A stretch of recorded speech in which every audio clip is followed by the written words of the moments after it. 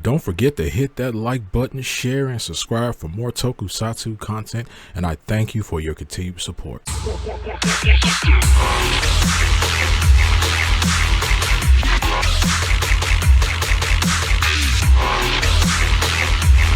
Yo, what's going on YouTube? This is your boy Kamen Rider Spike 2.0 back again once again today, people. Today we're here for Kamen Rider Zeztz episode 30, and in this episode we get the fantastic debut of Kamen Rider Zeztz or Derm. Now this form, it's busted. Like this form was way I could barely understand what was happening. I was like Krillin watching Goku and Beerus fight, and it was just nope, totally lost.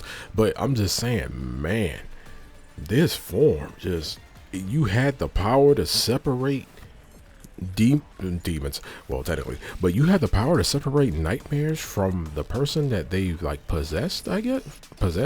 So this form would have come in massively handy against any of the I keep wanting to say demons, nightmares that did end up possessing the dreamer. Like, this would have came in mad handy, but we would have been busted from off the gate, and that would have been a terrible thing. Would have been cool though, but kind of bad. But yeah, I'm surprised that Sieg didn't want to do any fighting in this episode. Like, he didn't even try to like fight or stop Zeztz from doing anything. So he was trying to do stuff like that. I mean, you're trying to force the dude to take out his own sister. So it's just like, or air quotes, sister. It's kind of, he was just kind of sitting back, watching, talking ish from the background and all that, smiling as he does. Should have put his shades on this episode too. He didn't have his shades on. Where the shades at? Justice for the shades.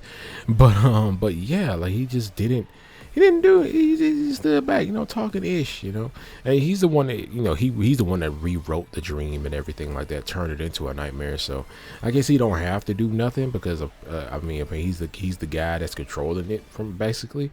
But yeah, we see that, Baku's pissed.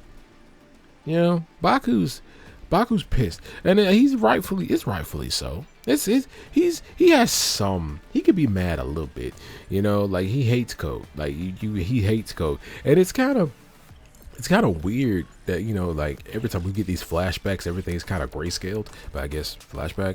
But also, yeah, we did get the flashback of Zero actually meeting up with Minami, and then we find out that their parents are dead, and also their parents work for code, and turns out Baku ain't your brother, and that's a lot to throw on a girl after her parents just died. There's a lot to throw on a person. But yeah, you find out that your big brother's adopted and your parents or secret agents. But yeah, so she decides to join code because she doesn't want anybody else basically looking after protecting Baku. So we get the Minami little montage of her becoming an agent, training and all that jazz, and she is now agent number 17. So I guess we got 0, 1, 2, 3, 4, 5, 6, 7 and 17. We just said screw everybody else, we going straight to 17. Obviously there's other agents with numbers, but probably I don't know if we're gonna meet any of them like that. Maybe, sorta, I don't know. But yeah, so Baku's peed off, but he quickly after some well-oiled happy talks and stuff with that girl Nem, kind of opens his eyes and being like, I don't care that you're a agent, I don't care that you're not my sister, you're still my sister, and you weren't doing any malicious intent with anything and like that. You just you love me, so you know what, screw it, you're my sister, and I like that. but yeah, it's just, and the whole Fuji talking to Odaka thing, Odaka don't want nothing to do with Fuji. He don't want to talk to Fuji at all. He barely even looks at that guy. He barely even looks at him, barely wants to talk to him, barely giving him a response to anything that he says. It's just mad disrespectful. You're the one that went missing. I'm the one that was worried about you this whole time, and I'm the one that thought you were dead. So now that you're standing here in front of me, I think I deserve an explanation, sir. And he's like, nah. What you mean, nah? I just it was just so it was just kind of stupid. Like, I was just like man, you don't talk to this dude, but I guess like he's like Fuji's asking him like, you know, like what's the point? He's like, what's the point of your revenge? Like, what's going on? Like, I thought you know, I thought you were a righteous man. I thought this and this, and then Odaka's like, hey man, listen, listen, the biggest threat out there is actually humans. Okay, I'm not a cop no more, man. I ain't a pig no more. I'm not 12 no more. I'm just my own guy, and I'm gonna beat up Code, and you can't stop me. I'm like, come on, dog. I'm paraphrasing, but that's how the conversation went in my head. I know what happened. Get off my back. Anyway, but still, the whole thing about like Baku being adopted. What is so special about Baku? I like Baku, I really do. But I'm just saying, in story, what is it? Like, what is it about Baku that makes him so special, makes him so much of this gigantic threat? Like, what is it about Baku that makes him that? And because he has to be protected. They've been protecting Baku ever since he was ever since he was like a kid. You know? Like, also, did Baku know he was adopted? Most likely not. Yeah, he didn't know he was adopted. His sister didn't even know he was adopted. So, man, this is like I'm just sitting here like, what is so special about Baku? And like, I just don't get like why he needs to be protected so much. Is it because he has so much power in his dreams? Like he's just really, really good at lucid dreaming? Is that what we're going with here? You know, like, is he like, he's like the only Zeztz? It's just like, it seems like Zeztz himself, like this writer is like a once in a lifetime type of thing, because we don't know if there's been any other agents that have also been Zeztz. You know, they talk about Zeztz like it's just this grandiose grandiose writer status to be. So maybe that's the case. Maybe there hasn't been another Zeztz in like so many years, and like there's probably been another Zeztz who was just really powerful and stuff like that. Like, I just don't get what's so special about Baku that he has to be under this tight of surveillance, you know. And also I kind of find it very ironic that he's agent number 7 and Minami is agent number 17. You know, like they both got a 7 in there. That's kind of cool.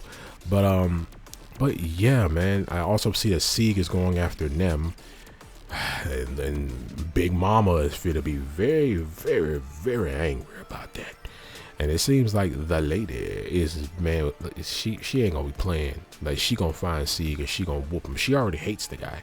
Like, she already hated him at first when they first met and everything. And Sieg doesn't have a serious bone in his freaking body. Well, we got a glimpse of that in this episode after our boy Baku transforms into Ordern, and with all these freaking, it's like he's reality warping and like coding and all kinds of stuff. He can see like the blueprint of things, which is actually really cool. But yeah, when he actually used his power to separate Minami from her nightmare, and that shook Sieg. He's looking and he's like, he separated them, and he's like whoa, like the face he made was like a face that I didn't think we weren't gonna see from him. But man, he got over it kind of quick. But I'm like, yo, we're like, hey, we finally got this dude to do something else other than freaking smile. God dang. I mean, like, there's a limit to smiling. Can we establish that? Because his smiling is just creepy. It's just creepy. It's not that kind of smile to where it's just like, he's like, yeah, I got nefarious purposes about to happen. You know, I got plans, nefarious plans. Like, that's what his smile kind of gives off. You know, I thoroughly really still like, you know, Sieg. I think he's a sadistic character. He reminds me a lot of the freaking king from Saber, who became Camarada Solomon. Yeah, that dude just was insane. And these guys would be best friggin' friends, but it just want chaos. But yeah, this episode was really good. I did love seeing Ordern in action, like moving around and stuff like that. I didn't even think he was gonna like. I thought him turning into was gonna be like a whole another like different process, but he transforms into this because it's like an evolution of Catastrum. Like the way he turns into this is basically like breaking out of Catastrum. Like Catastrum was like a cocoon state, and he ends up turning into Ordern.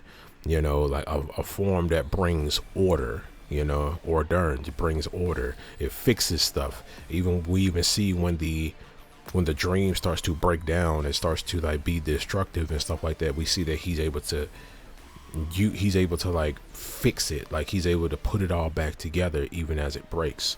So I think Ordern is going to be a very, very busted form right now. It doesn't have the power, I guess, but it does have, I mean, it has a power, but it's not as ruthless, I will say, as Catastrum is. But man, this was a great episode. You guys, let me know in the comment section below what you guys think about this episode of Kamen Rider Zeztz. What do you think of Ordern? What do you think of the moveset? What do you think of Sieg finally getting peed off for once? Like, what do you think he's gonna do to Nem? Like, let me know about all this stuff, especially about Minami being an agent and stuff like that. Who, like, did you call it? Like, did you call that? But yeah, I'm gonna see you guys next time. Make sure to like, share, subscribe, hit that notification bells. Remember, as I always say, stay henshined.